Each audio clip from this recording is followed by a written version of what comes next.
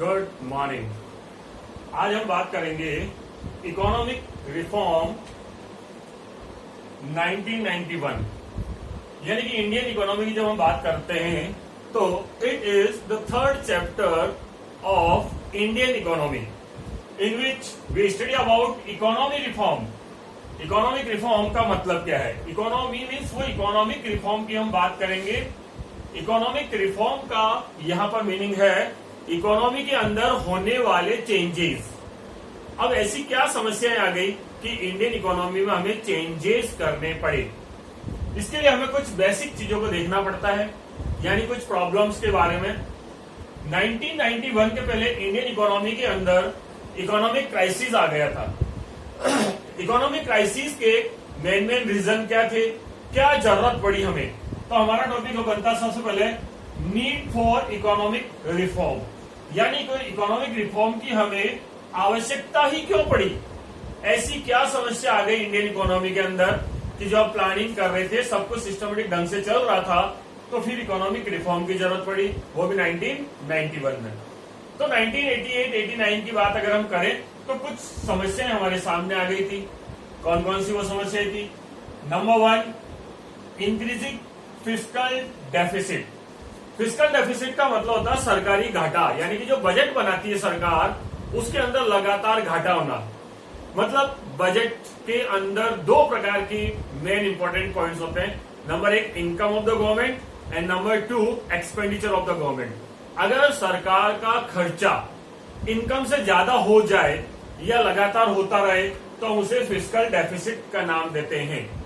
Fiscal deficit का मतलब होता है income is less than the expenditure, और लगातार सरकार का घाटा बढ़ता जा रहा था। अब जो सरकार का घाटा अगर बढ़ता रहेगा तो उसे पूरा करने के लिए बार बार सरकार को लोन लेने की जरूरत पड़ेगी। तो लोन कहां से लेंगे? ये एक सबसे बड़ी समस्या आ रही थी। Number 2, high rate of inflation. Inflation का मतलब क्या होता है? इन्फ्लेशन का मतलब होता है लगातार कीमतें बढ़ना, यानी कि एक कंटिन्यूअस राइज इन प्राइस। एक जनरल प्राइस लेवल अगर लगातार बढ़ रहा है कंट्री में तो इसे हम इन्फ्लेशन कहते हैं।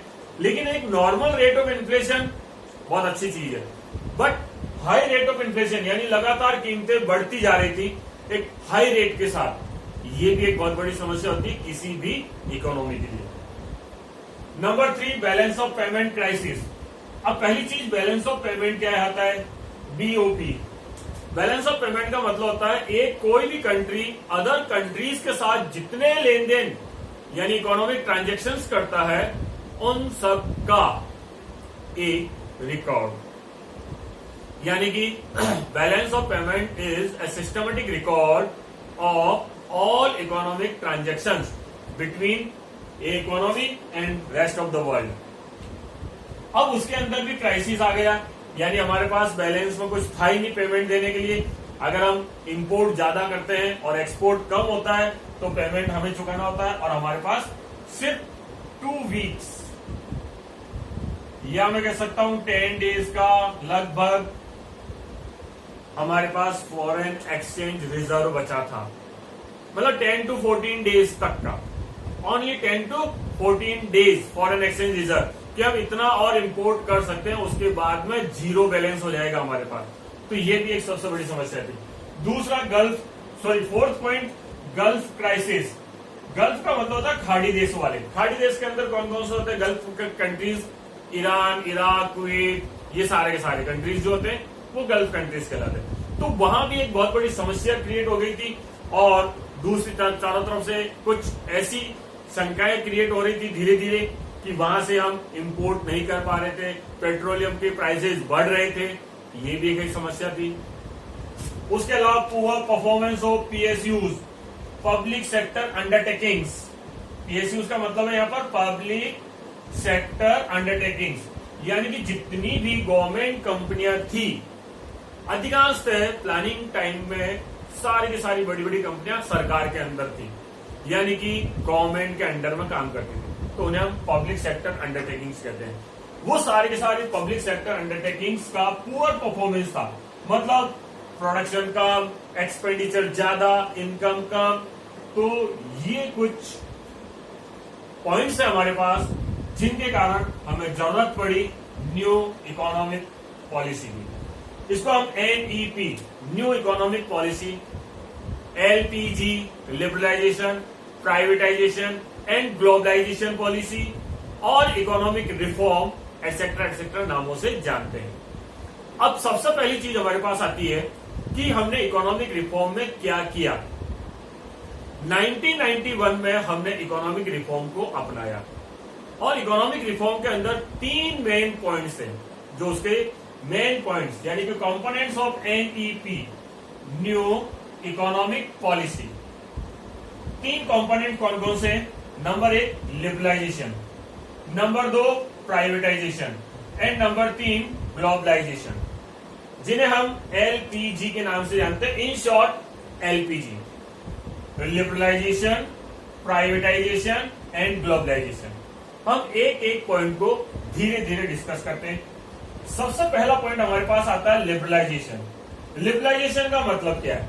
Relaxation from all types of restrictions, यानी कि सरकार के द्वारा जितने भी टाइप के रेस्ट्रिक्शंस लगा रखे थे, चाहे वो इंपोर्ट एक्सपोर्ट पर हो, चाहे लाइसेंसिंग सिस्टम हो और चाहे कुछ प्राइजेस के मामले में हो, ऑल टाइप्स ऑफ रिलैक्सेशंस को रिलैक्स करना, यानी कि धीरे धीरे उन्हें रिमूव करना।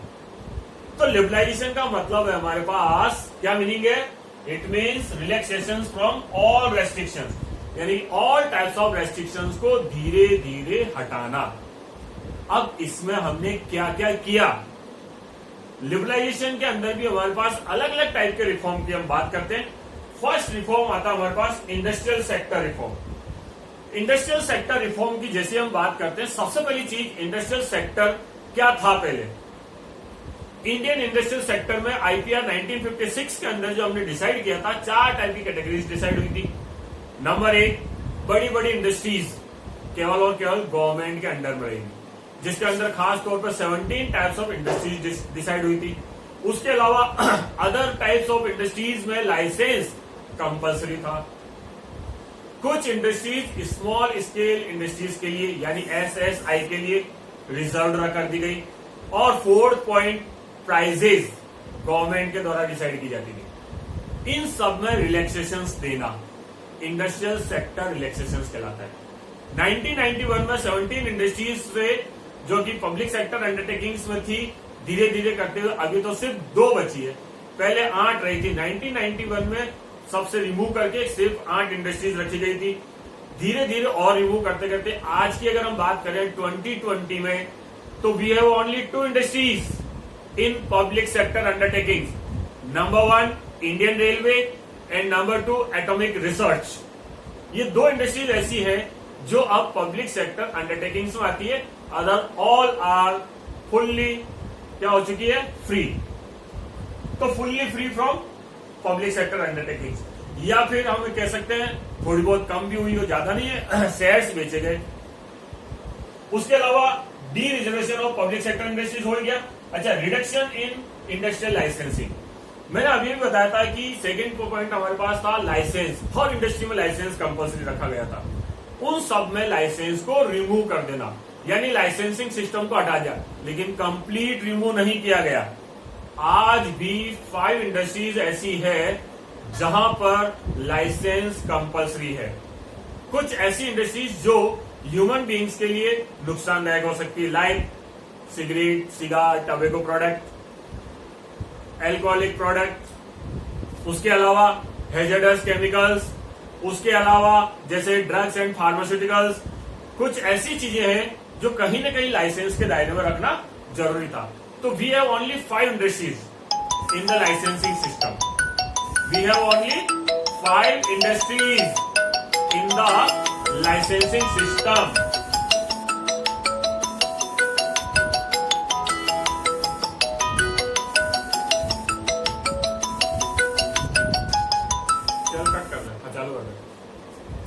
तो we have only 5 industries under the licensing system.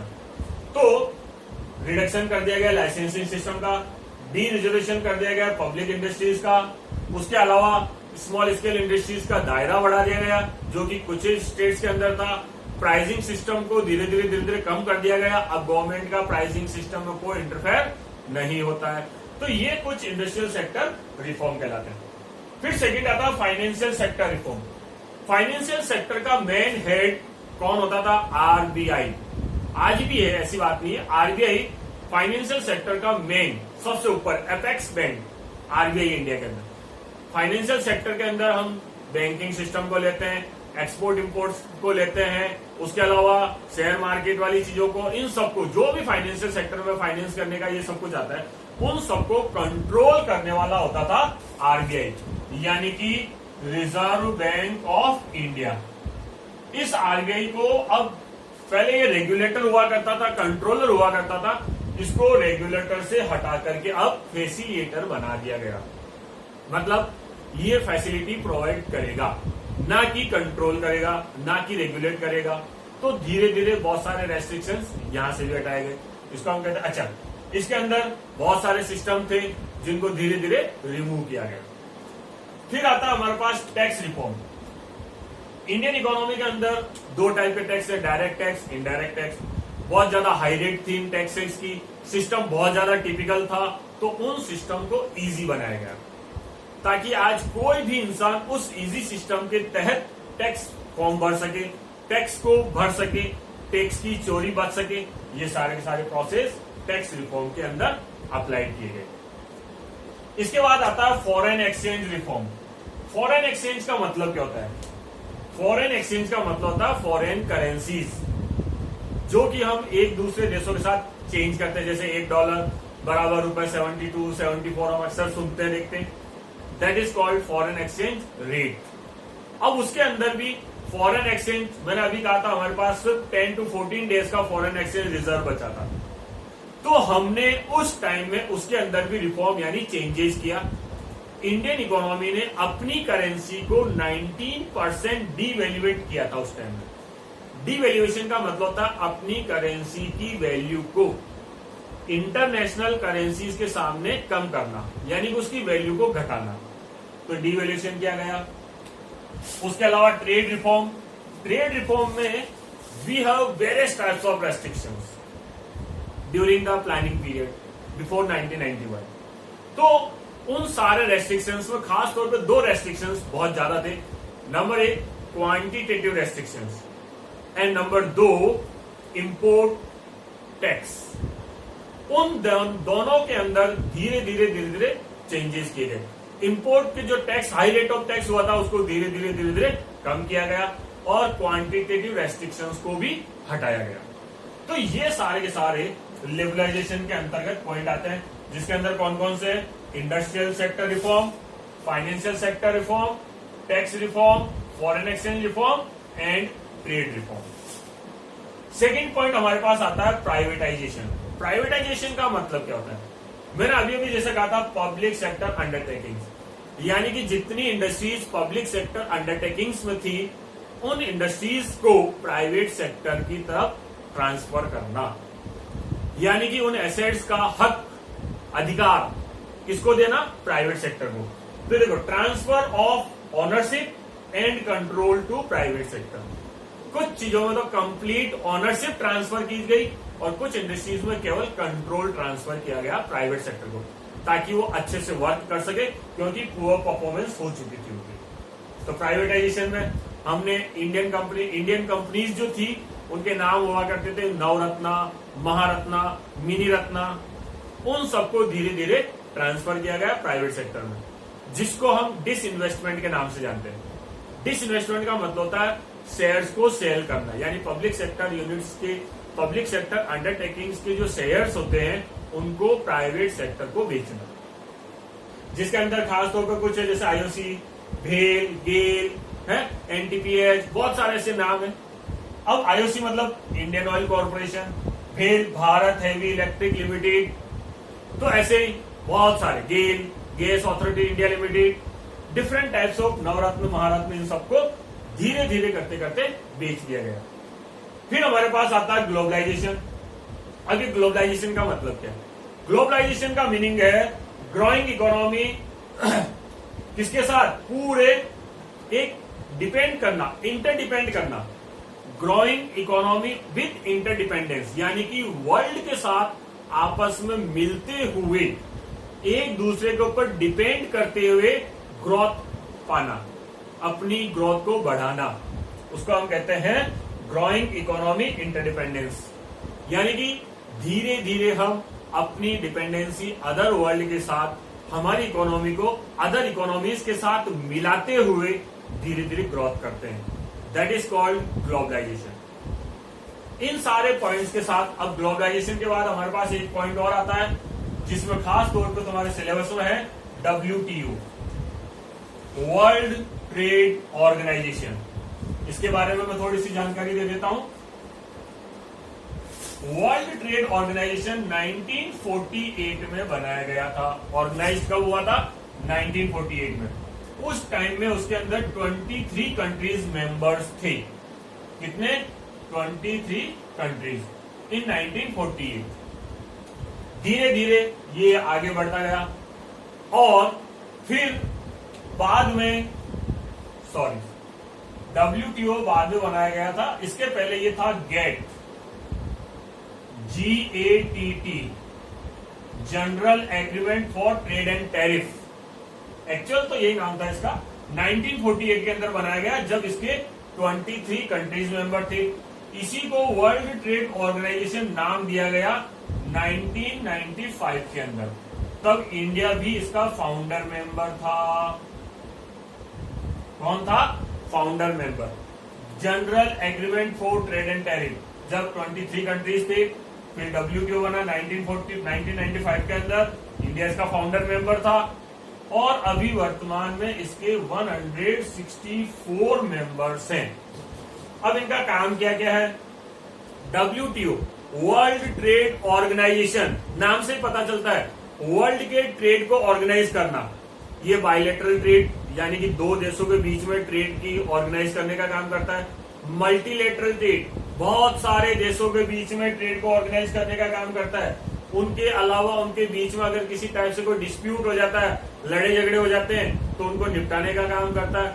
यानी कि ट्रेड से संबंधित सारे के सारे काम कौन करता है? WTO, world trade organisation. 1995 में जब बना था, इंडिया इसका फाउंडर मेंबर था। अभी इसके 164 कंट्रीज मेंबर्स हैं। शुरुआत में 1948 जब इसके 23 कंट्रीज मेंबर्स थे। Is that clear? तो मेन जो मुख्य जानकारी इस चैप्टर से संबंधित थी मैंने तुम्हें दी है। इस पूरे चैप्टर्स को इस वीडियो के से ढंग से समझें, जानें और पढ़ें।